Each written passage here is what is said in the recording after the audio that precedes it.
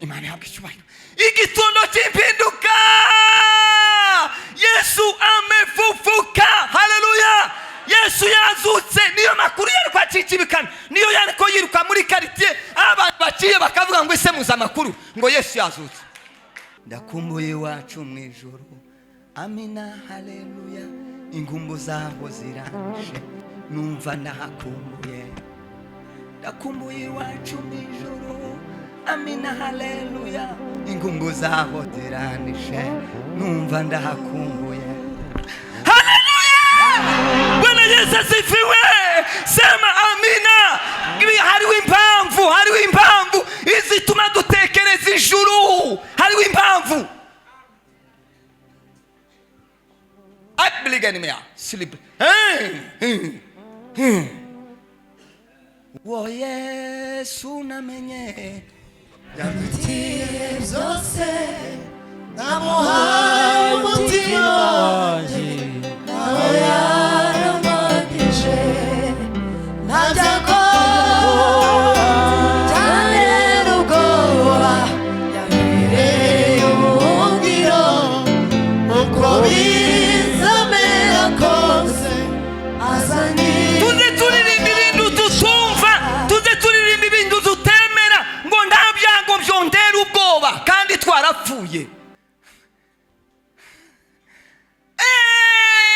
Yesu yarazutse ngo amare kuzuka atsinda ibintu byose arabirangiza. Bibiliya ivuga ngo yaje ngo kumara ubwoba, ngo abari batwawe n'ubwoba bw'urufiteka yaje kubabwira ayo makuru. Arababwira amakuru y'urupfu, arabwira ati ndarwo ngo amare ubwoba bagira guta batwarwaga n'ubwoba bw'iki bw'urupfu. Kugeza uyu munsi wa none turacyafite ubwoba bw'urupfu. Kugeza ubu kandi amakuru arahari. Arakandagira ngo arakubitagura. Sema amina. Ngo arangiza aduha kwizera, aduha umuzuko we mu mitima yacu.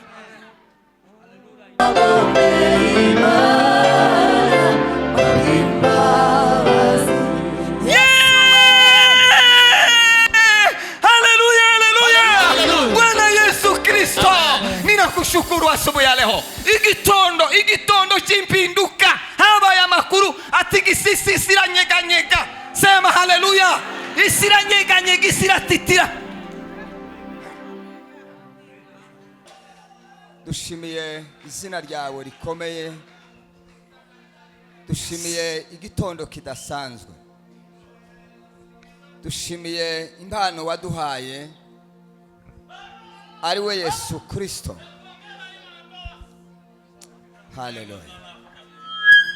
Haleluya.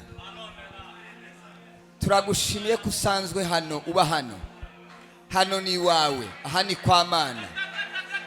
Twaje tugusanga, niyo mpamvu mitima yacu kunezererewe. Mwuka wera, ganira n'ubwoko bwawe, izina ryawe rishirwe hejuru. Uvugane n'ubugingo bwa buri muntu wese, ubugingo buzuke, ibitekerezo bizuke, imigambi izuke, imivugire ivuke. Habe ibintu bisha muri iki gitondo.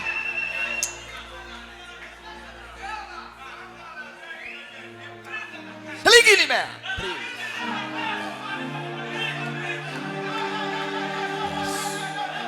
Yes.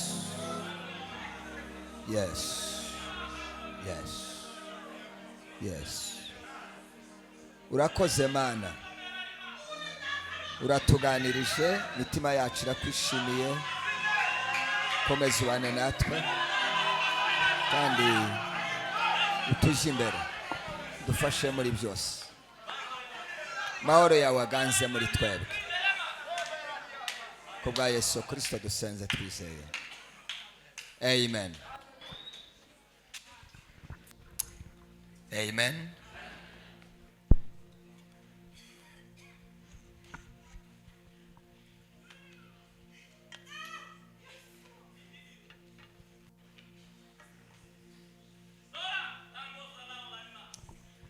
Imana ishimwe kubw'iki gitondo cyiza Imana iduhaye. Imana ishimwe kubwamwe bwe mwese mwashoboye kuza guteranira imbere y'Imana. Imana ishimwe ko yaduhaye guhumeka. Si bwihebe, si ugutekereza ko tutari kuramukaho, ariko n'ababitekereje ntibaramuseho, n'ababiraranye ntibabyutse. Si ukwizera guke, ariko kandi ni ngombwa ngo tubishimire Imana. Dushimiye Imana kubwamwe bwe mwese n'abashitsi twabanye uyu munsi. Byukuri turashimira Imana kandi tunakomeza abantu bagiye bashima byabakomerekeje, byabababaje. Rimwe na rimwe nyakuvuga ikintu kubera ko kitarangiraho, titurabura ababyeyi twebwe, ariko kandi sinzamenya uburyo nzitwara. Papa arashaje, ubundi mu masengesho kugira ngo Imana imuruhure atararuha. Sinzamenya nimba azaruhuka ngasubira nkababara paye nsenga ngo aruhuke. Nico kibazo ndimo kwibaza uburyo nzabyitwaramo. Umva ko wenda ari nkanje uzanabwiriza kugira ngo ndebe uburyo no bitunganya. Kubera iki tugomba gukura, tuze dukure tugere urwego rumwe rw'ibintu tutagomba kuvuga. Hariho abantu batarakizwa, hano hariho abantu batarakizwa, tukavuga ibintu byo kubabazwa no kuja mu ijuru. Ntaco byofasha umuntu utaramenya Imana. Yavuga ati barya bakizwa ibintu babamo ntawo bimenya, tibabizi ntibazi. Junza ngenda nibaza uko Yesu kumwamubona gutya yari afite se na nyina. Yesu yari afite se na nyina. Ibi mwamubona twadusara gutya, ise na nyina bari bariho bose, ruka bagasanga ko turigina ngo yarapfuye. Ko murabona twobivuga gutya.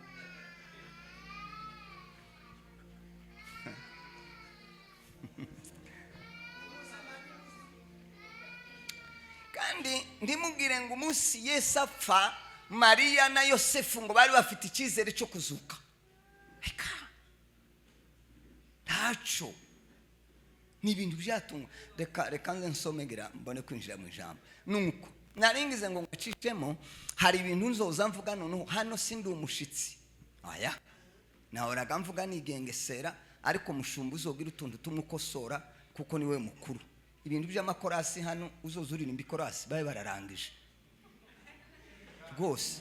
Niba nta repetition bakoze bakaza kurepeta hano bakuremo baye bararangije. Kandi uzabikorera umuntu rimwe gusa bamwe byama bifata, nta uzosubira. Tuwere ibintu bimwe dushira ku murongo. Ubu nimbinduka niyo ngiye kuganira, imbinduka iragoye, iziremera, izivuna, izibabaza, izikomeretsa, ariko irafasha. Irafasha. Kubona u Rwanda rusa gutya, tugire ngo rusa gutya kugeraho abantu bakubura ngo biroroshe, biragoye. Ariko nawe ni murebe imihanda burgise pinduka izigora, ariko igomba kugora, hakagira ibintu bimwe bihinduka kandi bizaba.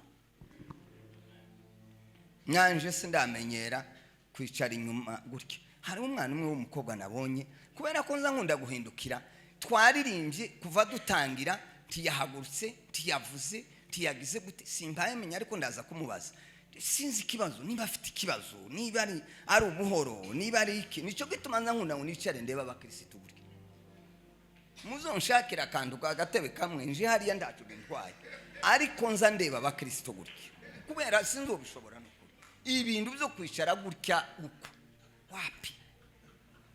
Niba muzongo bitira agatebe ahangaha ndangorane, ariko nza ndeba gutya. Si mama bwe ndahinduke ndamubona, umutima urambwira ngo nze kumuvugisha menye ikibazo afite, kuvuga ngo azanasubira atahana ikibazo kandi twogikemura ndaco byabimaze. Kundi twobabona bari inyuma ako ngako ndagasabye ndakisabiye nje nyine, simvuze ngo duhindure, ariko bazonkubitira agatebe hariya nza mbarebe ndebe uburyo mwafurashe, menya bamerewe nabi, menya baje bakoroganye mu rugo. Kuko wosanga hari umugabo n'umugore bashwanye, wamubaza uti twaje gatwarwanye, ukaba winjiye mu kibazo cyo gukemura ibibazo. Nuko ni bene uko ngukorera. Murakaze mwebwe mwese, Imana ibaheze umugisha.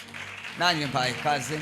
Nariko mbaza mushumba ndetse urya wari kucuranga ari hehe yagiye umwe wacuranze mbere ngo nkaza mbaye mbaza uyu wacu ndetse naherebye abantu babiri nahise mbona gutya vuba vuba uyu sinamubonye acuranga na nuri na nani mwene data wakoze protocol nari namushakishije mburi yari mbona urabona ko maze kumenya abantu abazoza basiba nzoza mbafatisha zaza musamba hanije yo mwagiye. Karibu mu ijambo rero Luka ibice 24 baye kaze mwese mbaye kaze abagiye kudukurikirana 24 22 kugeza kuri 24 butumwa bwiza nko bwanditswe na Luka. Luka 24 22 kugeza 24 haravuga ngo none abagore bo muri twe badutangaje kuko bazindutse baja ku gituro tibasangamo intumbiye nuko baraza batubwira ko babonekewe na marayika bakababwira ko ari muzima. 24 kandi bamwe mu bari bari kumwe natwe bagiye ku gituro basanga ariko biri uko abagore batubwiye ariko we tibamubona. Abakorinto ba mbere rwandiko Paulo yandika abakorinto ba mbere bice 15 umurongo wa 17 n'umurongo wa 20 niyo mirongo yombi. Abakorinto ba mbere 15 17 n'umurongo wa 20. Ikindi kandi niba Kristo atarazutse mwaba mwizeye ubusa mwaba mukiri mu byaha byanyu. 20 ariko mu by'ukuri Kristo yarazutse atubera umuganura w'abapfuye bazazuka. Amen.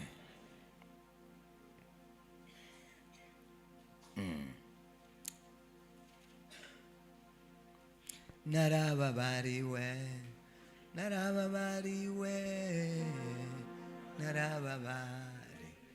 iyo game ni nziza nimbi ni sawa ngaho yibwira narababariwe narababariwe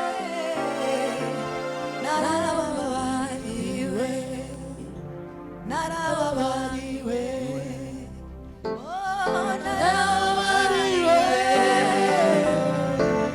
narababariwe ico gituma nzajya ngushima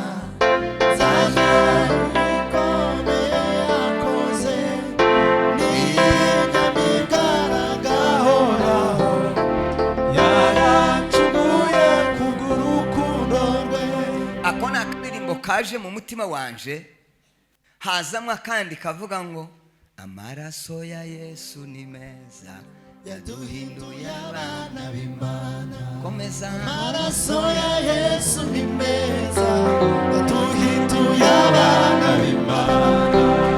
Amaraso ya Yesu ni meza yaduhinduye abana b'Imana. Tugiye kuganira uyu munsi. Imana ishimwe ko mwateranye kwa gatanu, Imana ishimwe ko mwateranye kwa gatandatu, hanyuma rero tukaba tubanye uyu munsi. Ndizera neza ko abantu bakoze kwa gatanu no kwa gatandatu hari ibintu bavuze. Paye kaze nari nibagiwe umukozi w'Imana mwene data Israeli kubana nawe. Imana ishimwe n'umukozi w'Imana, n'umuntu wasenze mbere yacu, yabaye ngaturera araturera kuriya agizwe n'ibitangaza by'Imana. Yarandeze ngiye urebe nawe ndubone ngukunguku ndamwubaha cyane, muha agaciro ukuye nabandi ndakabaha, ariko nkamuha nk'umuntu watureze agizwe n'ibitangaza bya Yesu Kristo. Agizwe uko Imana yaduhaye impano zitandukanye. Ndashimira Imana rero kubana nawe. Nijoro twaravuganye ndamwandi naze hano kwa Yesu tuze gutaramana, none yaje wageze neza. Tugiye kuganira igitondo cy'impinduka ku isi. Iki ni igitondo cy'impinduka ku isi.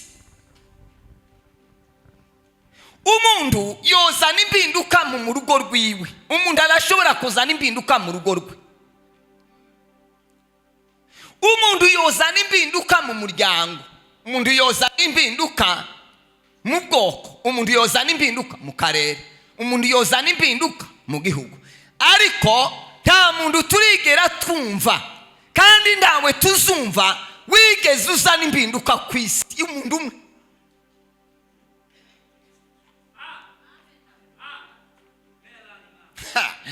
Sema amen.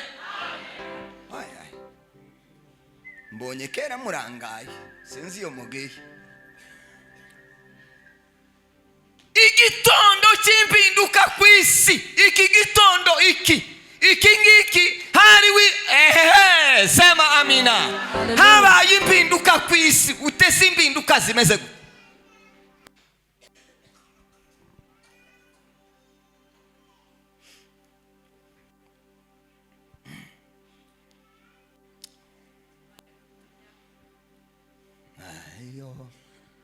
Sendandiri mbimwaza iyo Karuvali, iyo Karuvali, iyo Karuvali, iyo Karuvali. Mu mibereho ya Yesu uyu munsi niwo munsi wabaye rurangiza. Yesu yaravutse ngo amare kuvuka ibintu biraryoha, ibintu bimera neza, ariko avuka ari umuntu ntiyigeze ajugumisha Herode. Bamenye gusa ikibazo yagize nuko bavuze ngo havutse umwana, yumva ko yoza gutsimburwa, ariko nta kindi cyabaye, nta kindi kibazo cyabaye. Yavutse nk'abantu, Yesu yakuze nk'abandi bana, Yesu yararize, Yesu yarashonje, Yesu yari afite nyina na se, niko bamubonaga.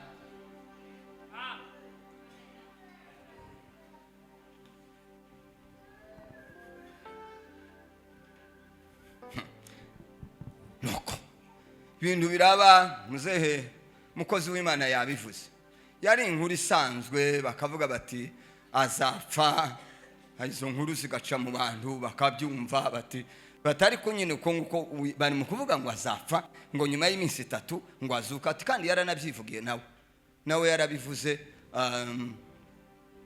Atari ko kuzuka se ayo makuru namanyabake gute? Ndetse yigeze kubivugana n'abigishwa n'abahaye abaganiriza, arababwira atari kuko mwamubonaga ko turagendana, nzapfa kandi nzazuka. Noneho kubera ko Yohana yari inshuti ya Yesu, niwe wegeraga Yesu cyane, ngo baramwegera baramubwira batese wamubajije kuzuka niki? Bati ngayiba ngo tubariza wewe kwavuze ngo azapfa azuke, kuzuka niki? Kuko nibumvaga ibyo kuzuka mu matwi, mu byiyumviro ntibabyumvaga. Nico ngiye kubabwira impinduka yabaye ku isi. Bibiliya ndizivuga niba Yohana, bavuga gusa ko babwiye Yohana ngo namubaze, ariko ntibaza bavuga igisubizo yahaye Yohana n'uburyo Yohana yabyakiriye. Ariko biragoye kusimba numva ko niba niko binameze, n'ubu niko tumeze, n'ubundi hari ibintu tutazatwemera, tutazatwinizera. Kuko ndugira ngo abantu bose ngo bazabemera ngo ijuru rirahari.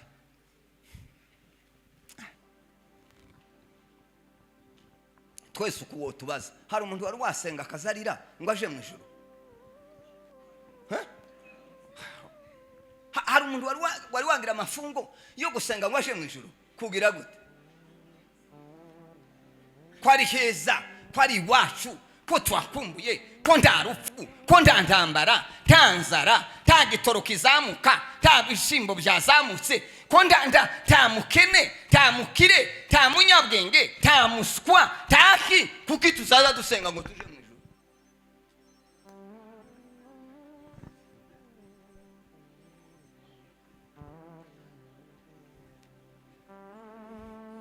Ngo dutegereze igihe cy'Imana, ngo nuko nyine ngo napfuye ko baradutera agahinda, none ngo turaja gusenga ngo tuje mu ijuru, tuje gukora iki?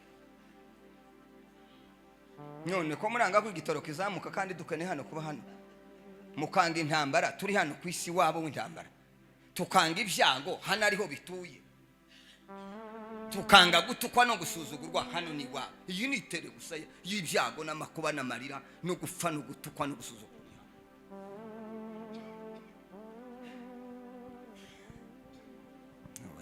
nigeze gutwara igihe mbasenga kuja mu ijuru umutima kuri kw'Imana umutima uramira ngo abantu bose baragiye n'ijuru sigaye ndasenga ndahudumiya mbaye ngudumiya kuja mu ijuru uyu wacu umunsi umwe ndasenga turi kumwe arambaza ngo se ko ndasenga gute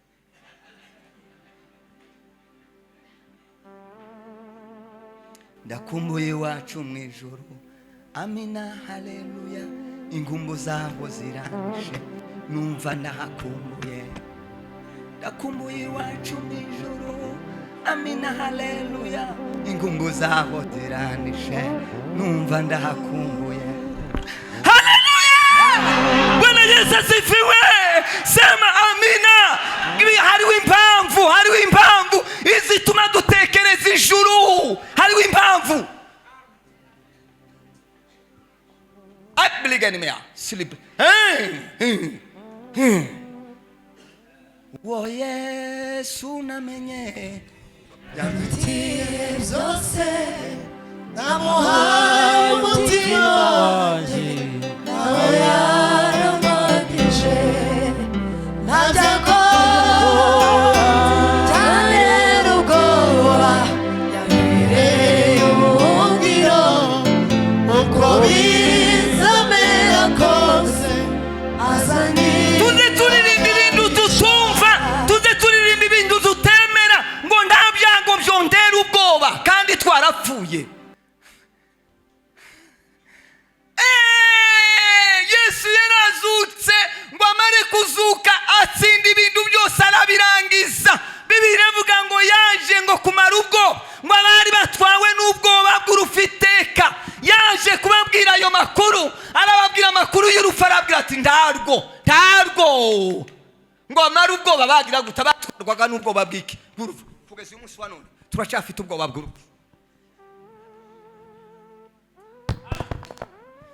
kugeza ubu kandi amakuru arahari Imana icyubahiro haleluya uko dusa tumeze byabaye iki gitondo umunsi w'icyumweru kibanziriza iki icyumweru cyabanziriza iki icyumweru niyo Yesu yinjiye i Yerusalemu ngiye kuba nk'ugeranyo icyo cegeranyo icyumweru cyabanje kimeze ngiki niyo munsi Yesu yinjira i Yerusalemu ngo ari ku cyana cy'indogobe bahaye bavuga bati Hosiyana ngo barambika igitambara ariko ntibari bazi iki cyumweru biri buze gukorwamo ntibari bazi ko harimo impinduka y'isi sema amen ngo baravuga ngo bararirimba hari ku cyumweru ku wa mbere mbabwira icyabaye ku wa mbere nimara namangera ha kumuzuko ku wa mbere uyu ni wo munsi Yesu yirukanye abacuruzi abasanga babavunjisha ifaranga mu rusengero hari ku wa mbere apana ku wa kabiri apana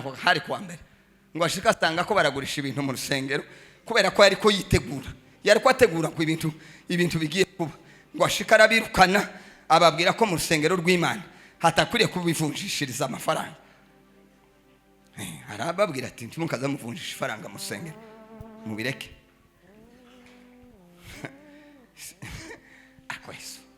Yesu iyo nkorana nawe nubundi turakorana nyine gutya ariko iyo nkorana nawe kicoge live akazankuma jewe kantuma genuje kureba nibyo byo kuvunjisha amafaranga imana yamantireka kwirusha ntuma ngende ndaza kuguha raporo kwa gatendo nakoze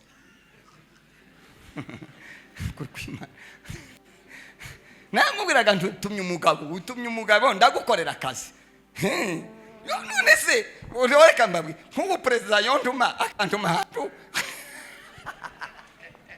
agatuma mudaheranwa ngo genda uzanire naka sindi twona vugana no kureba gusa kukureba ukurira imodoka ngo hagarariwe n'ingwa azagira gute azavuma kandi akavoma duhagarariwe n'urezi ingwe uwaremye ingwe zose haleluya niwe tugendana niwe tubana niwe uje tuganiriza arakandagira ngo arakubitagura sema amina ngo arangiza duha kwizera aduha umuzuko we mu mitima yacu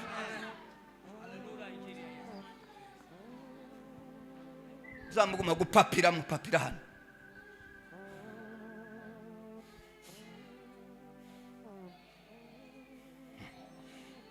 cyo gituma uzubona umusirikare w'umutima azagira abasirikare bakomeye.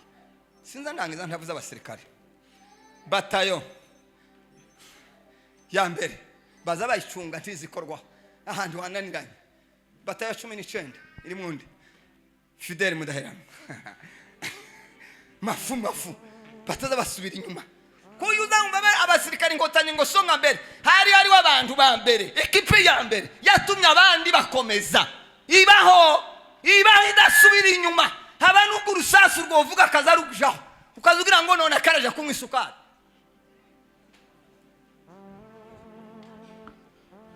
Hari abakristo tudushorerana muri ibi by'agakiza.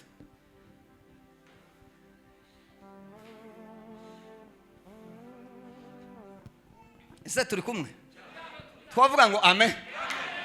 Nimwe nk'abaririmba indirimbo imwe y'urupfu rwa Yesu nziza itumara ubwoba. Ntayo muhamwe. Urupfu rubabaje igikombe gisharira umusaraba w'isoni ibyo nibyo nabijije Yesu utigeze amenisha yambaye ishusho y'ijana ye munyabya wagomeye Imana w'imbabazi. Haleluya. Bwana Yesu Kristo, ninakushukuru asubuhi ya leo. Igitondo chimpinduka habaye amakuru ati gisisi isiranyeganyega. Sema haleluya. Isiranyeganyega isiratitira. Mugenzi ngurumva ngo dore nuko azagira.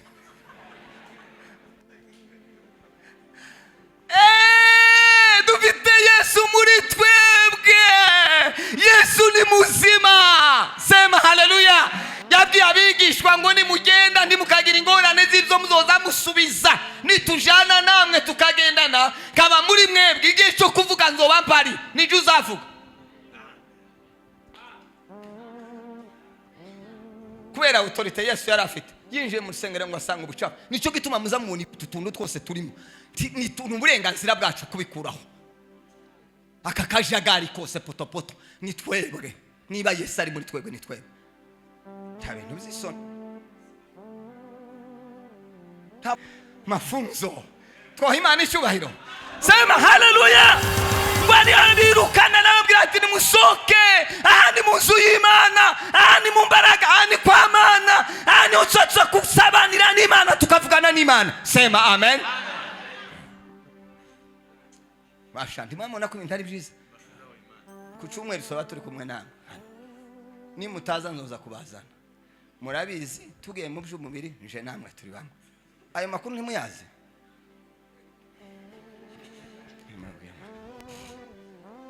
Bizaja mu mubiri nibyanga mu neza bije mu makofi. Tibabwiye ko nizi karate.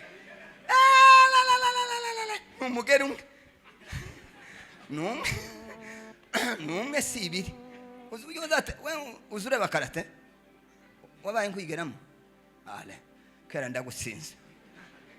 Umwe gusa. Kwikubita hasi. Waza kubyuka ukabyuka uhembutse ariko n'umugeri wa Yesu. Imana ihabwe icyubahiro. Igitondo cy'impinduka. Yesu amefufuka. Haleluya. Yesu yazutse. Niyo makuru yari kwa cicibikana. Niyo yari ko yiruka muri quartier abantu baciye bakavuga ngo ese muza makuru ngo Yesu yazutse.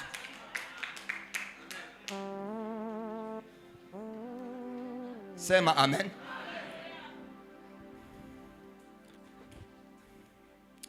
Kuwa kabiri uyu niwo munsi yinjiye mu rusengero yigisha abatambyi n'abafarisayo n'abasadukayo ngo arabigisha.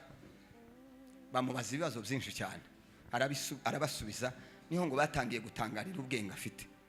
Noneho bakamusanisha na se na nyina bakamenya ko atize kandi abafarisayo n'abasadukayo bari abantu bize. Noneho bakavuga bati kwa yasubiza ibibazo byose ibindi twamubaza nawe akababaza bagatsindwa. Uyu munsi kuwa kabiri bagumye bamwibazaho. Ni nawo munsi uyu munsi banamusanze mu rusengero abarwaye arabakiza. Birabacanga ntibamenye bakavugana batari ko uyu muntu kurya mu mutima habamwe ibintu bimwe bamwe bakagenda bakavuga batari kwibwana ibyo avuga ni ukuri ibintu azakora bidusize ubwenge kandi atarize. Uyu munsi kuwa kabiri birabacanga, umunsi wa gatatu niwo munsi abatwara bacura umugambi wo kumwica kubera iyo 6, kubera uko yari ameze, kubera uburyo abantu bamukurikirana, uburyo abantu bamwumvaga. Baravuga bati uyu mugabo niturinda akaguma kagira iminsi afite popularite, abantu bamukurikiye, ikintu cyiza tumwice. Na ubundi twagize sheke niwe wahabakurikira, kandi abafarisayo bakundaga icubahiro nkuko ndababwira gute kucubahiro gutyo sicyo cyatumaze icubahiro. Nuko ingoma ya Cami yarangiye, haba natwe ndayo twoshe twaza tubwira abakristo bakaduhweka.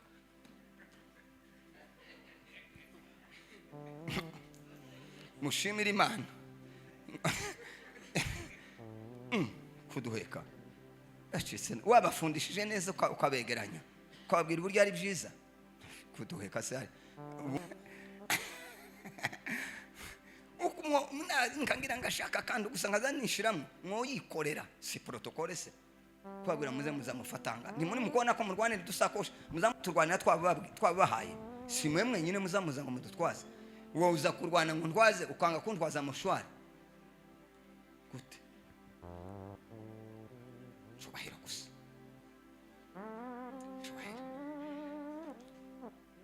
cyubahiro ni cyawe Mana, we utoya irengeye hagati y'ibizima bine birora biguhimbaza.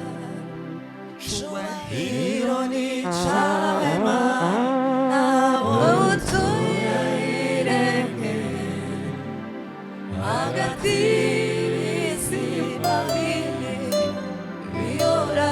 Iki Imana izivuira icyubahiro no mu isezerano rya kera nicyo kintu yangaga. Niyo umwami yazamukaga akaba ngumanura Imana akayishyira hasi, yamara akaja hejuru yageze imukunja nka kujya kumusumari. Imana nicyo kintu yangaga. Umunsi umwe Nebukadinezari ngo Imana yamuhaye ubutegetsi, iramuha, abantu baramwumvira baramwubaha, abantu baramugoboka baramwumva, yazavuga bakumva. ngo umunsi umwe ngo azenguruka umugi, ngo arawuzenguruka Nebukadinezari, ngo aravuga ngo iyi ni Babuloni yaje nubatse, jewe narayubatse, ngo izaba icubahiro canje.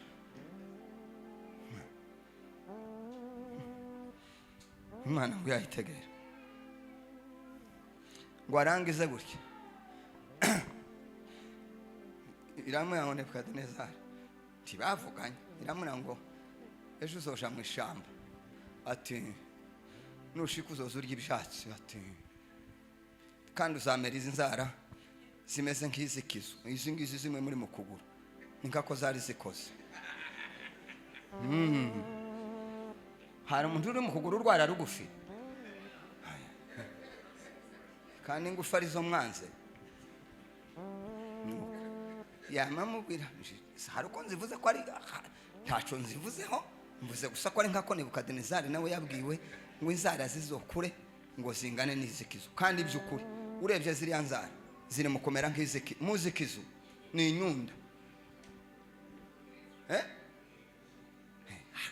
Hako mbundi umuntu yopfa kugira inzara nyine yogira izo ku maboko zo nta kibazo, zo ku maboko ariko inzara zo ku maguru rwara rusha gutya ishuka, ariko amashuka uko azagira iminsi muzombarize bari abantu nta muntu hano uzifite twobaza.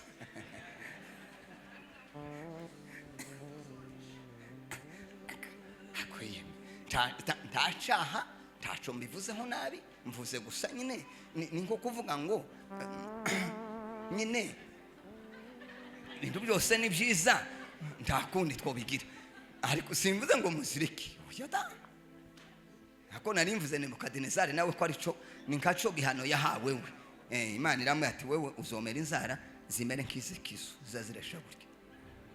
Nebukadinezari ngo yamayemera, urava ku mafiriti uze kuri za mayonnaise uve no ku nani ku nyama y'inkoko n'ihene n'inani urya ibyatsi yamavuga ngo kandi uzogira imyaka 7 kandi uzoyigira mu gihugu cyagikora gitekanye abantu baba bakora n'umugore n'abana ntibazamenya ko wagiye umva imbaraga z'Imana mbabwire icubahiro Imana yanga umuntu uyishira hasi ngo aje hejuru ico cirashanga Bibiliya izi bivu irabyanga Herode ngo baramubwiye umuntu ngo bararirimbye ngo aravuga ngo avuga umuntu umwe yamahaguruka yamavuga ngo yebe ngo iri nishwi ry'Imana sejwe ry'umuntu ngo arabyakira tiyabivuze ngo arabyakira mu mutima arabyemera ngo agize ijwi nk'iry'Imana yamimanuka Imana yamimukubita inkonji yayo mwana wabona umuntu ahwera ubwo akamava mwinyo akamabura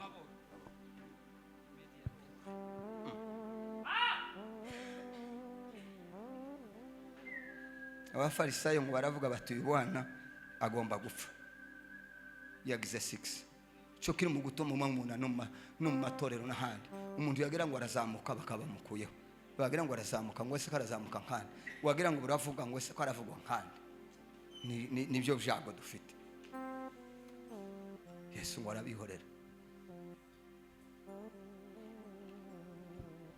umunsi wa 4 niwe yasangiye n'abigishwa basangira ibyo kurya bwa nyuma aranababwira ati uyu niwo munsi wa nyuma ariko babimenye tibari banazi ko azofatwa na gatanu ariko akababwira ati kumwamubonaga dusangiye bwa nyuma habariho nababwira ati yari yabanje kubabwira mbere ko hariho uzamugambanira uwo niwo munsi wa nyuma wabaye niwo munsi ubundi twe twabaye mu gito muri mukubona no kuiharusi basige bagende bagafata abana b'abakobwa ngo nibatuje imbere barure nibamara kwarura natwe tugende tubakurikiye biriya mu muco ntibibaho nta mwana w'umukobwa nta mwana uzugenda ngo asigirese twagira ngo turababwira mukikoroza ngibyo ngo urumva ngo twateye imbere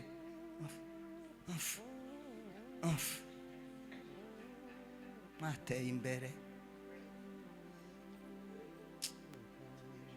jewe tuzo mwebwe mwateye imbere mwageze muba mwijuru umuntu yavukiye ako kinyinya abariho akurira abariho yigira abariho arangiriza ngo amara arashaka arabyara ngo afite ubwenge ngo asiterambere iri turagera ku kibuga cy'indege ngo winjire indani gusa cyonyine unikuze utazi ikibuga cyo cya Kanombe utarinjiramo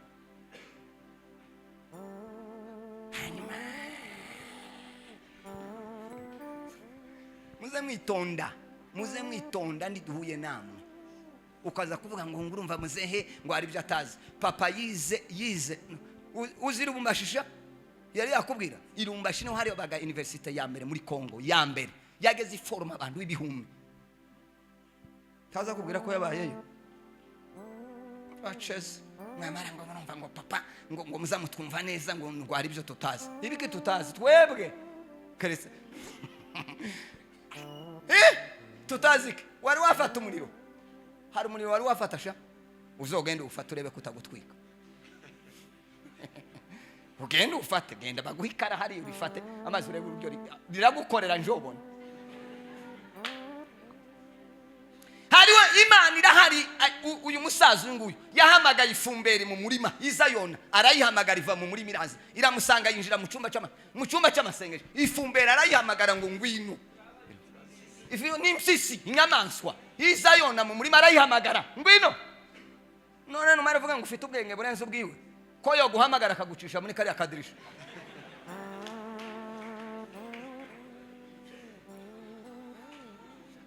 ariko mvuze Imana ye ndayivuze twoha Imana icyubahiro haleluya dufite Imana basha nditwayobye tuzi icyo twaye dukora tuzi icyo turimo tuzi Imana tuzi imbaraga z'Imana turazizi namwe ko muragenda mukandagira mu kirenge mukomere ku bana bikomere abazabakina n'Imana bazayikinishe bazabona Imana irakomeye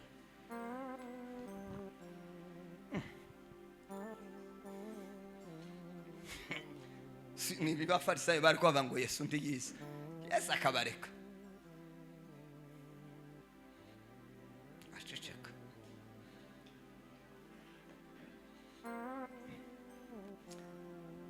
uceceka sukutamenya ubundi baravuga ngo umunyabwenge atinda gusubiza akihuta kumva, igikonkoboke kiza gisubiza vuba.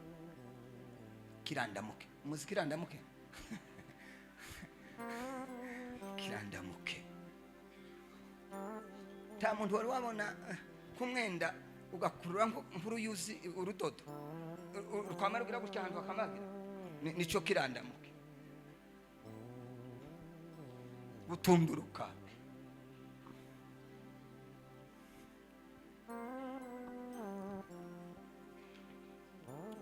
kuwa gatanu niwo munsi bafashe Yesu, niwo munsi akubitwa za nkoni, niwo munsi abambwa, niwo munsi avuga ya magambo arindwi. Kuwa gatandatu niwo munsi abigishwa bari bahunze ngo bicaye batabavugana. Ese turi kumwe? Kuwa gatandatu hari ubwoba, umwijima wicura burindi, umwijima umuntu atabona imbere. Buriya iyo wakurikiye umuntu bwacu ukabona gize sheke, uzusigara wibaza ngo ese ndajaye ko namwirukanse inyuma, ko nabanye nawe. Abigishwa ngo bari bibugaranye bafite ubwoba, bari bibaza batese ko twamukurikiye, twabonye ibitangaza, ngo bama bibagirwa ibyo kuzuka ntibasuye kubitekereza, ngo bicaye bavuga bati karabaye nuko turajyayo. Buriraga bwize bagikingiranye. None ngo mu gatondo uko muzamubona abadamu, jewe nzanyoberwa umuntu uzubabwira ngo babasubije inyuma. Ahubwo ntimuze musoma Bibiliya. Nta muntu wo gusubiza inyuma uri intwari ngo bikunde, nta muntu wo gupfobya ngo bikunde kwa Yesu. Hoya ndibikunde. None abagabo barahunga. Ubundi ni intambara yabaye, ni ibyago byabaye. Victime wa mbere ni abagabo. Ubu nyine shitani yateye abantu tibagitora abagabo n'abagore. Nyama pepe yabaye. Ubundi kera kose umugabo yageze apfa, umugore yageze apfa habuze umugabo niwe wahigwaga. None abagabo ngo baragenda barikingirana, abagore babiri bari abamuririmbye mu gitondo ngo baravugana batese mu mategeko y'Abayuda nta muntu wapfaga ngo bareke kumusiga humura neza. Byari itegeko ko umuntu aza gupfa bakamusiga, bamara kumusiga bakamushingura. None ngo Yesu we bamufashe mu ijoro, urubanza rwe rwuba mu ijoro, acirwa urubanza buhabuca, baramujanye, baramubambye. Ntiyabonye umuntu umusiga, ngo mu gatondo baravugana bati tugendega tuje kumusiga nanone ntakundi. Baragenda ngo baje kugera kumva, niyo bavuze batesema. Umwe ngo abwira wabo atese kuba bavuze ngo bahashize ikibuye, kiriya kibuye ninde ukidukuriraho? Ko murumva abo badamu boroshemo kabyaramwe. Aha abagabo bari bihishe, nta mugabo wayo uzuka, nta wayo uvuga. Abagore babiri, apana batatu, apana bane, nta nama yigeze ihaba. Nabo babiri bavuganye baravuga ngo tugende, bama bagenda. Nibo nasomye baragenda ngo amare gushika, ngo bagera kumva, ngo bashike gutya kumva basanga nta muntu uri. Marayika ngo arabamunekera, arabwira ngo Yesu ntibanavuze ngo yazutse, barababwiye ngo ni muzima. Ni muzima gute? Nuko ngo bama bagenda. Niyo twasomye ngo abagore biwacu bagize gute, badutangaje, batubwiye ibintu bidasanzwe bitumvikana. Noneho ngo amare kubivuga, niyo muzamwumva hirukansa abantu babiri, hirukanka Yohana na Petero. Noneho Petero niwe wari muto. Petero ngo arirukanka asiga Yohana, ngo ariruka ngo ashikiwe ndi yinjiye mumva, ngo ararunguruka arareba. Noneho ngo agitangaye Yohana baraje nabo. Yohana ngo ashikewe yamasesera gutya mumva. Niwe wa mbere uko ari abantu bamwe barungurutse ibya Yesu batinjiye, nibo benshi barununguruka. Baza barunguruka ibya Yesu, bakarunguruka ibyo kuramya no guhimbaza, bakarunguruka ibyo guta. Yohana ngo arinjira, ngo amare kwinjira iwe ngo yamashika, ngo ashike afata igitambara, cya gitambara ngo yari aragikunguta ngo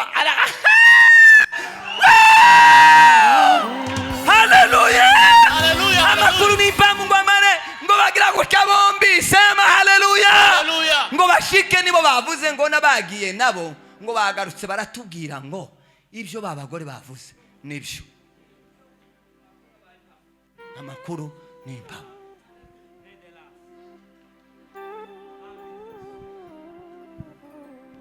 wararungurutse wagezemo waramubonye wabonye ubutunzi bumurimo wabonye imbaraga cyangwa warazirungurutse wabonye urukundo rwa Yesu Kristo cyangwa wararurungurutse wabonye gukomera kw'Imana cyangwa warabirungurutse buntu bw'Imana warabubonye cyangwa waraburungurutse Petero ngo ararunguruka Yohana ngo arinjira ngo aritegereza ngaruka avuga amakuru y'impamo aravuga ati n'igitambara nje nakibonye carahangaha ikindi naco caraha ati ibintu byose rwose Yesu ntahurimo mvu kansoze amen kubera iki nama nsoma gusa kuki kuzuka ari ingenzi cyane icambere kuzuka nirwo rufatiro nyamukuru rw'ubutumwa bwiza kuzuka niryo fatiro ry'ubutumwa bwiza hatabaye kuzuka iyo hataba kuzuka nta butumwa bwiza niyo Yesu yavukaga agakora ibitangaza impumyi zigahumuka akagaburira abantu bakarya bagahaga abandi akabatuzaho bakabaho ntibasaze nta butumwa bwiza bwa ni ukuvuga ngo kuzuka nirwo rufatiro rw'iki nirwo rufatiro rw'ubutumwa bwiza Abakorinto ba mbere ibice 15 n'umurongo wa 20 reka dusoma hagira dusoza ndavuga bindi gusa bindi sinsoma soma aho ngaho gusa Yohana Abakorinto ba mbere 15:20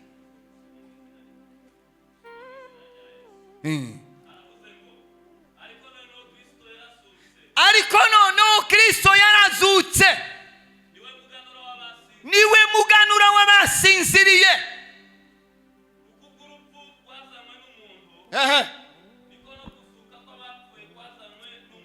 icya kabiri rekera gutyo icya kabiri kubera iki kuzuka ni ingenzi kuzuka kwa Yesu kwabaye ibyishimo by'abizeye Yohana ibice 20 n'umurongo wa 20 hasomewa nanone nani kuzuka kwa Yesu kwabaye ibyishimo by'abizeye 20 Yohana ubutumwa bwiza bwa Yohana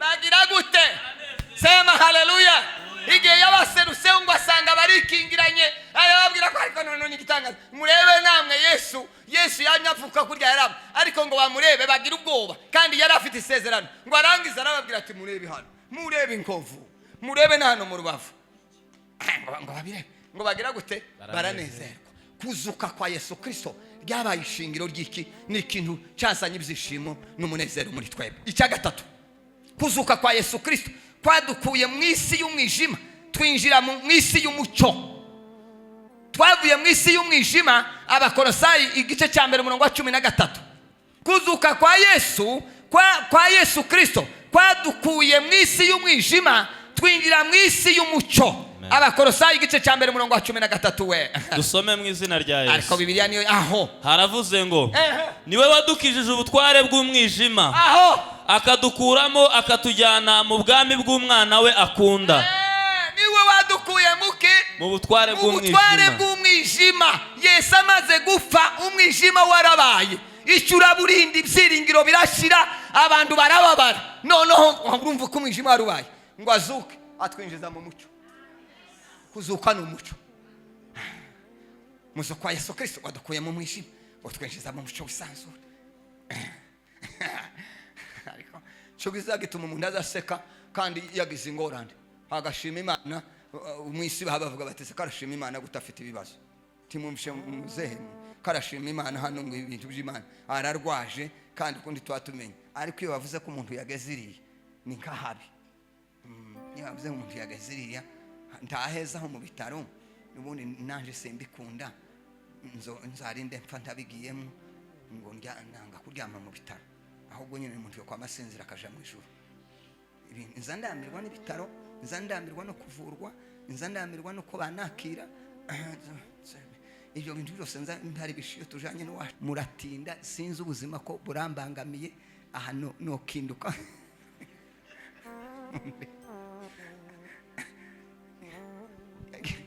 ngiye mu bitaro rimwe sindagira ngo sindaryama mu bitaro, ntabwo ndarara muri kuva mvuse kamenya ubwenge ngiye kugeza imyaka 60 sindaryama mu bitaro, kandi nabw'Imana nawe ndavyo waryamyemo tukabindyamishemo ngo reke shitani indyamishe mu bitaro, nawe ndavyo waryamyemo. Ega nimuzi gusenga nimuzi kuvugana n'Imana, inza nibwira ngo awubwira nibyo ndagi papa nditwageze tuvugana. Murabiza abasaza bakera biwacu nta mwana wageze uja kwicana ngo ariko aranegosia na se ngo isavuge nawe uvuge. Ukumwebwe mwaraduhaje twarapfuye nta ukivuga, ninde wageze uvugana na se? Iso wakubyaye na mama wakureza akaguheka ngo avuge nawe uvuge. Mwamara ngurumva ngo kwari kubabuza uburenganzira ko murabona turi bagito. None iyo muzoza mureba muzamuturebera muze mureba ko turi bagito, turi abashenzi tuvugwa nabi, niyo muzomenya ko twarezwe nabi. Ejo nari kumbwira umuntu nta mwana wageze uzanye nyuma ya se na nyina ngo iso ashike saa 12 saa moya takaza uriho ngo uri kuraza ukwega amaguru saa 3 saa 4 woja kwanda iwawe mwana.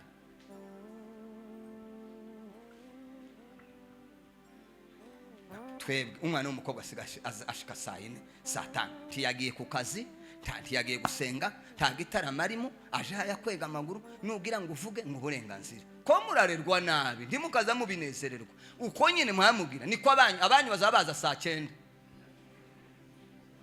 yambaye nkamuhanya. Nyamara ibiza mbabwira muzamubwira ngo ndiko ndavuga gusa, mwebwe abanyu twebwe urubura ni mushika saa 3 saa 4 abanyu bazabashika saa 9. Nagira ngo uravuga akubwira atari kwitonde uze wibuka ko nawe nageze nkubwira ndi wumva. Sibitugo muzamura nkaho muba muri container.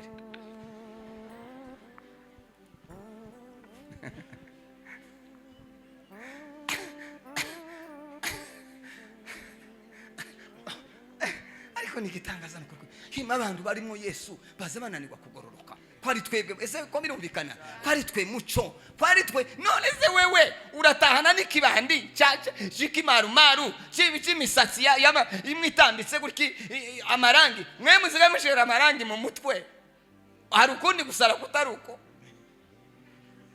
umutwe umwe wojamwe amarangane. Ani bana ko amaranga ari meza ntibaraturemye katurema nayo marangi.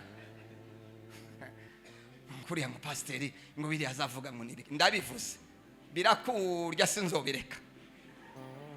Tiwavukanye umusatsi w'amarangi sone tureke tuzoze kubabazwa. Sinza mbabwira jewe nzikuraho ibintu byose mbivuge uko biri numara wange nitugera kwa Yesu. Uku nguku muzamubona abantu bagira ibyiringiro byo kuja kwa Yesu aya ni amakuru bazabumva gusa.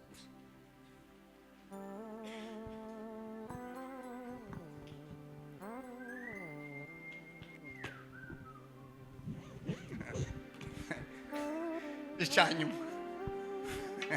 tere haleluya muri maso yego ko birumvikana. Igitondo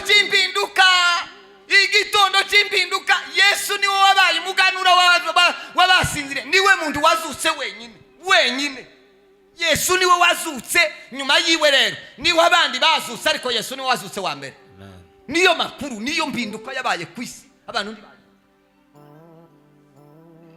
kubera yuko cyari ikintu kiremereye. Muzehe yabivuze, yaravuga ngo abasirikare babaha amafaranga, barabwira bati mwebwe ruswa yabayeho kuva kera muceceke. Kuriya muzamubona ifaranga nizo zazituma umuntu azihabwa akisha uwo bavukana.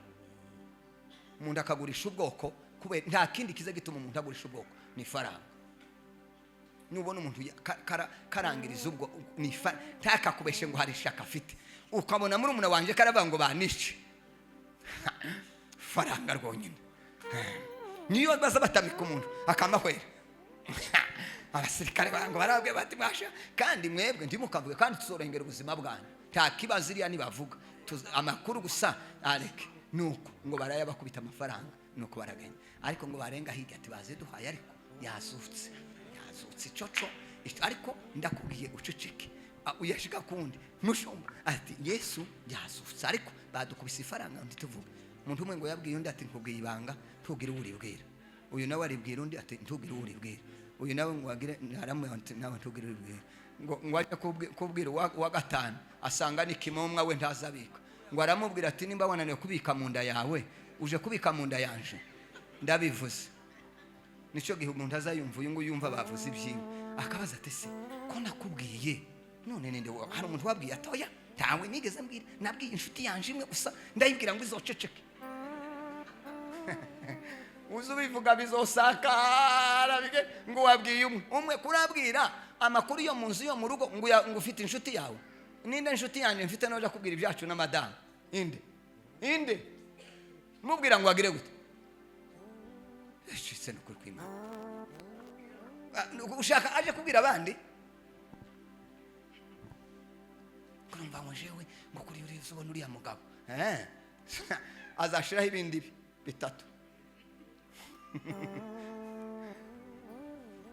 Kuba tubayeho nta muntu ndamubwira ubundi nuko twibereyeho neza nta makuru nobona nje nzambabwira y'ibyiza twibana tayoga mfite nje nta mabi mfite nta mesi. Iyo ngiye kubwira abantu nzambabwira ndi sinariko ngubwira amakuru mu gitondo nariko namubwira. Hari ibintu ntazi azi kandi nzamwemeraho ko mbizi niyo tubigezeho nzamwira ngo ntukazunkoroka ibi simbizi nutabijemo nzafungwa uhayibona gutya. None nguwo muntu we wamumeresha nabi umuntu kubereye maso kugira ngo ndafungwe yo kureka maze bakagucakira. Hariho abantu bagira karima bakagupangira bitazado sema